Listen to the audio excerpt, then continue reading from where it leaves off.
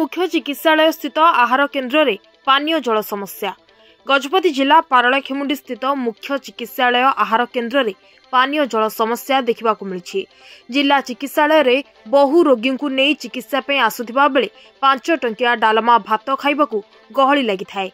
हेले उक्त स्थान रे थिबा पानीय जल मेसिनटी खराब हो जाइथिबा जोगु लोकंकु असुविधार सम्मुखीन हेबाकू पड़ुछि।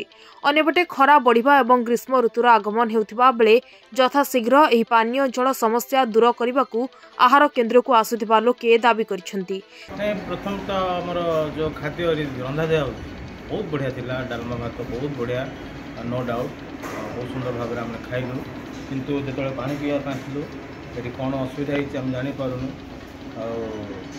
पानी आसुनी तबे खरा दिन बहुत खरा होची, जदि ए टाइम रो जदि रिपेयर करा न जीवो लोक माने नाई नथुवार असुविधा हेबे, पानी पीवार मुख्य लोक पाइबे नहीं असुविधा हेबे। से गवर्नमेंट को मोर अनुरोध करूँ एटा जदि रिपेयर होता कि कौन या रिप्लेस कराई था नुआटा मिली था तो आम समस्ते गजपतिवासी उपकृत होते भलरे आमर डालमा भातर सब विषय भल होता।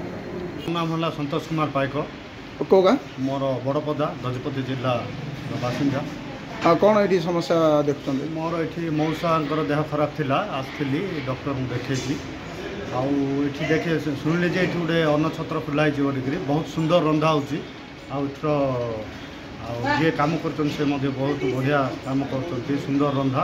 किंतु ये गोटे कौन असुविधा होती बर्तमान खरा दिन आसला पानी प्रॉब्लम टिके बहुत रोचे। पानी प्रॉब्लम जदि टिके सरकार करते बहुत भल होता।